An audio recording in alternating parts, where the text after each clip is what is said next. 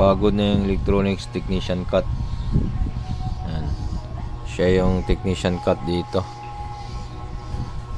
Electronics technician cut. Pagod, no?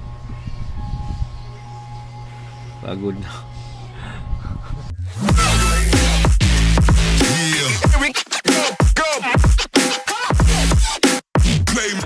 What's up mga badinos? In today's video mga badi, may dumating sa atin, no? At in-order natin galing sa online. Ito ay ESR meter, no? Tester ng mga kapasitor. Tingnan natin kung okay ba talaga o ayos ba talaga gamitin tong ESR na multimeter, no? Unboxing natin tapos i-check natin sa iba't ibang mga kapasitor na value, no? So tingnan natin kung okay ba talaga tong ESR. So ito na. Yan badi, unboxing na natin badi. Ito is titingnan din natin at i-check din natin yung mga kapasitor kung okay ba talaga to siya, kasi marami ring bumibili ito at maganda daw ito para mapadali yung trabaho natin, no, sa mga electronics. So okay, let's find out. Tingnan natin kung gaano ba kaganda to o ayos ba siya gamitin, no. So balot na balot mga buddy, oh. Kita nyo naman, nahirapan tayo magbukas, no. So balot na balot siya. So safe na safe siya. Yan. Hirap buksan kasi balot na balot. Kasi minisage ko rin yung sealer nito na pakibalot ng maayos kasi nasa Mindanao tayo, no? Sa Buanga del Sur. Kaya yun, binalot niya ng maayos. Thank you naman. Shout out doon sa sealer na to. Okay. Yan. So may isa pa siyang balot mga buddy, no? Bali dalawa. So bubuksan na naman natin dito yan.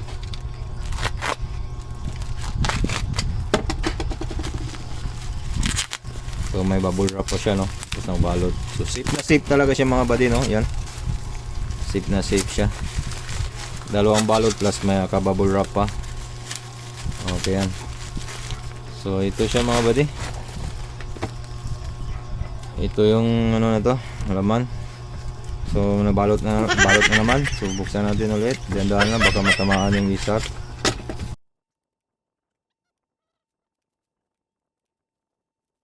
So may ano siya, manual, ESR tester manual, no? Manual pa siya, oh. Yan. Ang ganda, may manual na.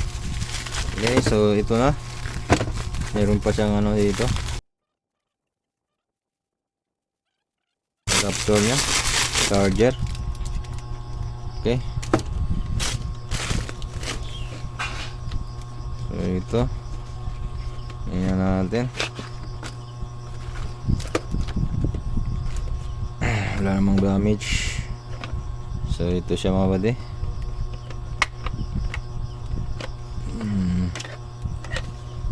Yan.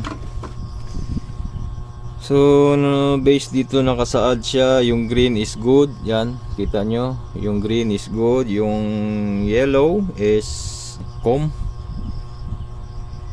itong orange is medyo okay pa, no, yung yellow to. Itong pula is bad na. So dito yan siya mga buddy. So magte-test tayo dito. Okay, so dito naman sa kabila yung features nya. Pwedeng FBT tester, pwedeng yoke tester sa mga CRT yan, di ba? Ito naman inductor tester, remote tester, continuity tester, pwedeng continuity. So check natin to lahat, no? I-review natin lahat yan, de-testing natin lahat yan. So for the meantime, ito muna ang capacitor check natin mga buddy, no? So ito is 250, nakasaad dyan is 250 to 450 volts yung pangalawa. So dito siya 100 to 10 UF, 10 to 99 UF yan, nakasaad naman yung 1 to 99 UF. Dito naman 0 point yung una, yung 0.1 to 0.9 UF yung sa taas. Yan, kita nyo. Okay, so try natin mag-check ngayon mga buddy, no? Kuha lang tayo ng kapasitor. Okay buddy, so iti-test na natin sa sesaring kapasitor buddy. So dito muna tayo sa malaki. Yan, ito is ilang farad to? 220 UF, 400 volts. Yan. Okay, test natin. So 400 volts dito siya, pangalawa. 250 to 400 volts. So sa pangalawa siya mga buddy, no. So pag nasa green siya, it's good siya, no. So okay, test na natin. So yun, oh, good siya, oh. Yun, oh. So good siya mga buddy, no. Yan, good. So dito naman 400 volts, 100 UF. Doon pa rin yan. Okay. Okay. So next, ito. Ano to? Ano para to? 160 UF, 100 UF, 160 volts. Yan. Yan, good pa rin siya. Okay, so dito naman tayo 16 volts, 220 UF, 2200 UF, no? 16 volts. Okay, so dito yan siya sa baba, 100 to 10,000 UF. So ibig sabihin sa baba, sa number 4. Okay, check natin. Check natin. Parang sira to, ah. Good. Hindi lang natamaan yung ano, test point. So medyo ano na siya buddy, compare na. Compare na to. Oh. Nasa yellow siya. So ito buddy is compare na, no. Nasa yellow na siya, no. Yan, oh. Tamaan niyang yellow. So compare na to siya. Okay, diyan natin lagay. So dito naman tayo sa maliit. 50 volts, 47. So 47 dito na siya sa number 3, no. So number 3 na siya. Tingnan natin. Okay, good siya, good. Green siya, good siya. So dito tayo sa maliit, pinakamaliit. 0.1 UF. Yan, 0.1 UF. So dito siya sa number 1 mga buddy, no. Sa number 1 siya. Yan natin to.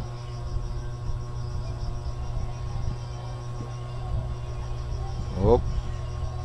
Green pa, green. Okay pa siya, green. Buo pa. Hindi siya compare. Ito naman 250. 1 UF. 250. So dito sa number 2. Dali lang naman yung tingnan dyan, no? Number 2 natin. Okay siya. Okay pa siya. So yan, madali lang mga buddy yung gawin, no? So ito buddy, sira na talaga to. Wala na, burot na. Buntis na to. Yan, no? Kita ko sa inyo. Yan, buntis na yan, no? Wala na yan, sira na to. So pag sira na, pula na siya. Yan, no? Pula na siya, oh. Okay, so nadidetect talaga niya ng sira, no? Yan. So okay to. 4.7 50 volts. So okay to siya, oh. Yan. So okay buddy, okay na yung capacitance sa mga kapasitor, okay siya, no? So ngayon i-test naman natin sa continuity. Continuity natin. Yan, short lang yan siya, eh. Pag umilaw yan, ibig sabihin hindi putol. Yan, umilaw, di ba? Dito, yung ilaw niya, yung lead. Yan natin, yan. Yan ang continuity, wala lang siyang buzzer, no? Pero yan ang continuity niya. Yan ang continuity niya. Okay, so next, dito tayo sa remote control. Dito, remote tester. Yan. Remote tester, kuha tayo yung remote. Ito, may remote tayo. May battery na yan. So remote natin. Yan. Okay siya. Yan. May buzzer siya na may pula. May yung ilaw, lead.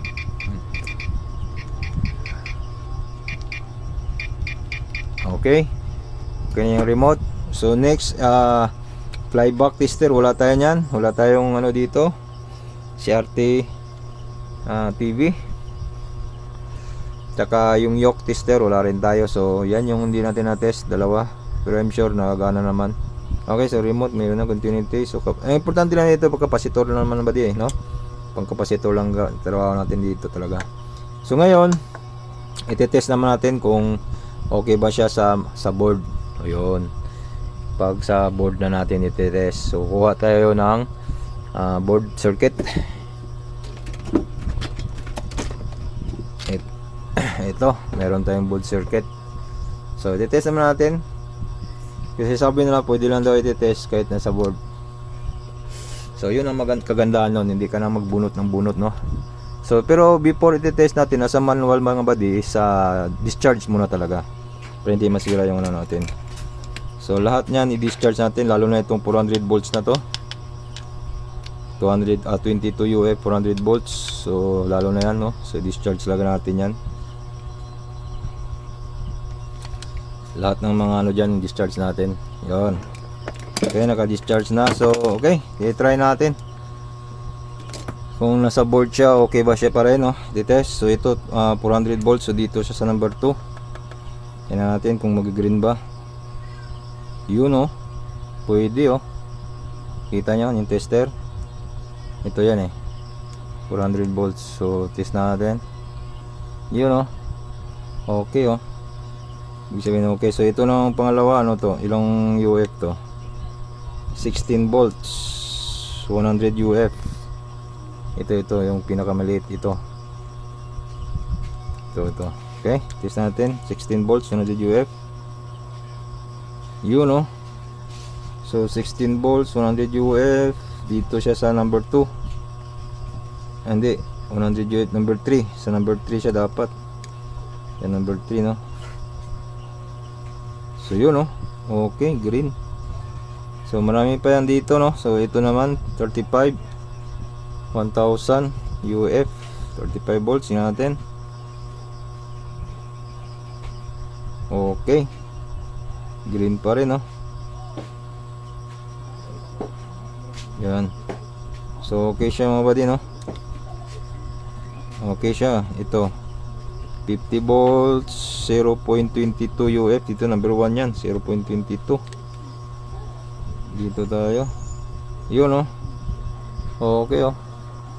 So okay ba rin, gumagana siya sa board, no. Kahit sa board siya is gumagana pa rin siya.